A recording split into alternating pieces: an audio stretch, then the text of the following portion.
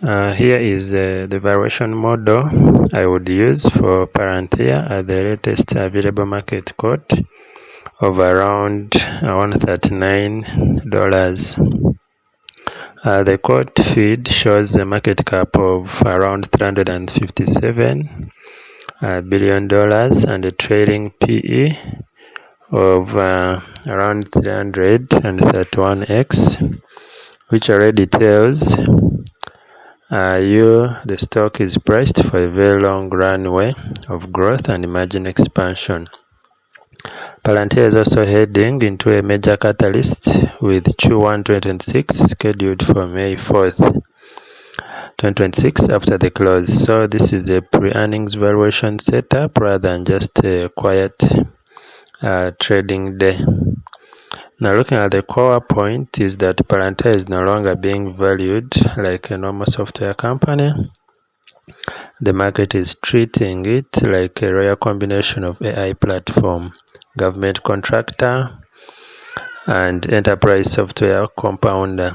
After Q4 2025, Palantir said revenue grew 70% year over year to $1.41 billion. And management guided financial year 2026 revenue to $7.18 billion to $7.20 billion, with adjusted free cash flow expected to exceed $4 billion. Now, this is why the stock stays expensive even after drawdowns. Investors are not paying for this year alone, they are paying for a business that could keep compounding for years. Now, at the current quote, the implied share count is about 2.57 billion shares, and that comes from dividing the market cap by the share price. And using the revenue guide of about 7.19 billion, the stock is trading at roughly 49.7x 2026 sales. Now, using the company's stated free cash flow outlook of about $4 billion, the stock is trading at about 89.4x 2026 free cash flow, which implies an FCF yield of only about 1.1%. Now, those are extremely demanding valuation levels, even for a very high growth software business. Now, this is the first big conclusion for an investor. Palantir does not need to grow, it needs to keep surprising. A stock at almost 50x forward sales and nearly 90x forward free cash flow is already discounting a lot of success.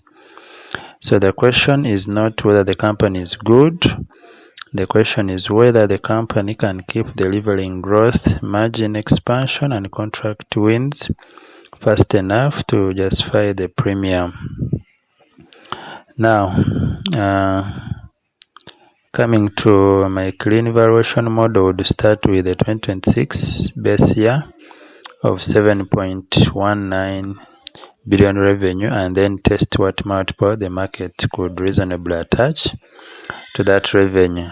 For a high quality software platform with extraordinarily this kind of growth, 20x sales multiple would already be aggressive in normal software terms, and a 30x sales multiple would be a premium growth valuation, and a 40x sales multiple would be a very bullish multiple reserved for exceptional businesses.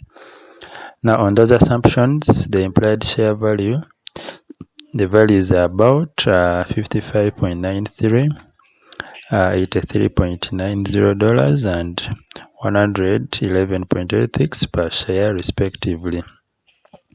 The important takeaway is that even the 40x case sits below the latest market quote framework. But that does not mean the stock is irrational. It means the market is looking past 2026 and pricing in 2027 and 2028 growth. Now, if Palantir can keep revenue growth very strong for multiple years, then a high current multiple can still work.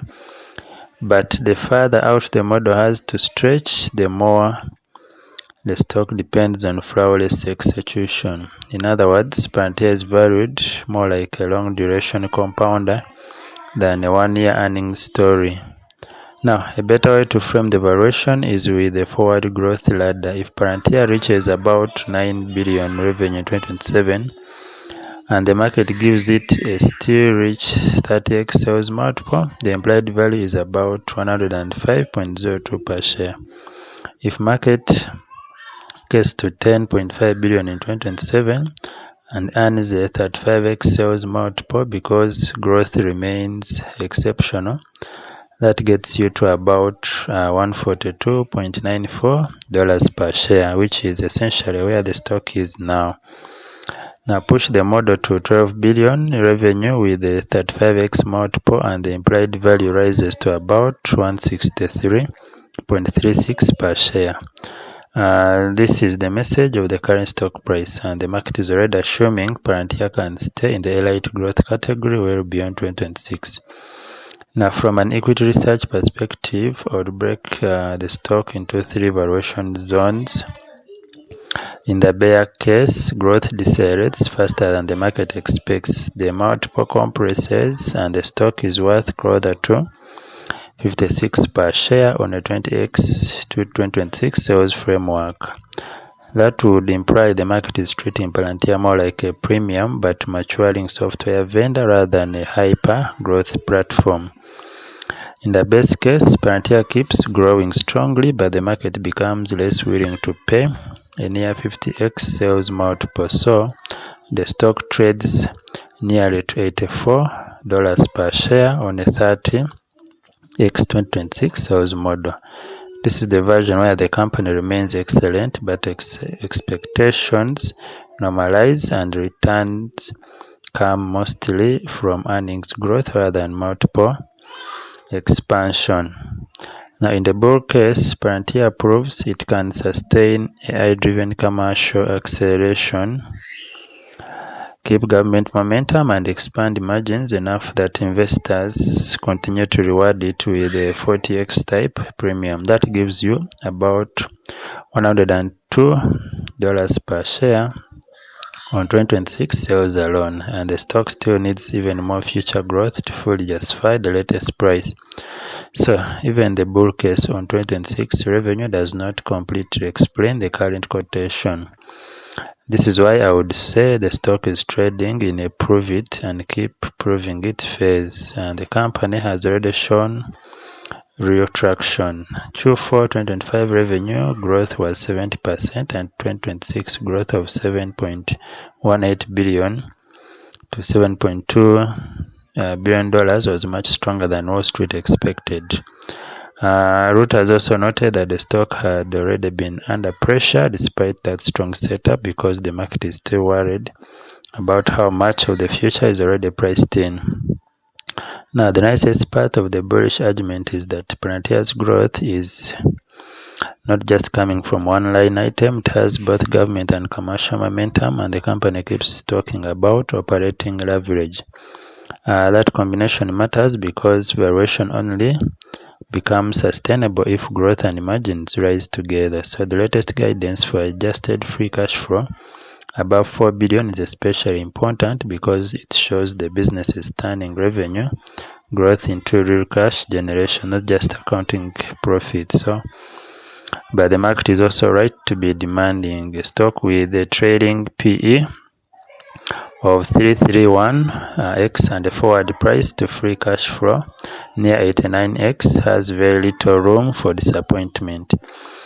Any sign that commercial growth slows, government wins normalize, or margins plateau can push the valuation multiple down hard, even if the business remains fundamentally strong.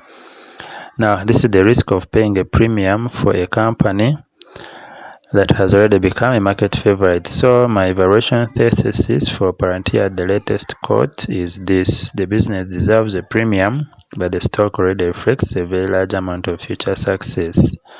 Now, if you're valuing it only off 2026 sales and free cash flow, the current price looks rich. If you believe Palantir can keep compounding at a very high rate for several more years, the current price becomes more defensive.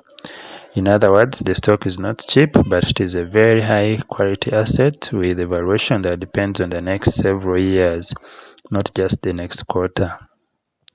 My bottom line is simple. Palantir is priced for exceptional execution, not ordinary success. So the latest market quote implies a company that can keep scaling revenue, protecting margins, and turning AI and government demand into sustained cash flow. If that keeps happening, the stock can keep working. If the growth merely stays strong instead of accelerating, the multiple probably compresses fast and the stock has to wait for fundamentals to catch up. What are your thoughts?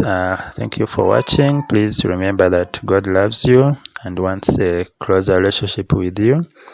Acknowledge Him as your creator, and if you love Jesus, He says, keep my commandments.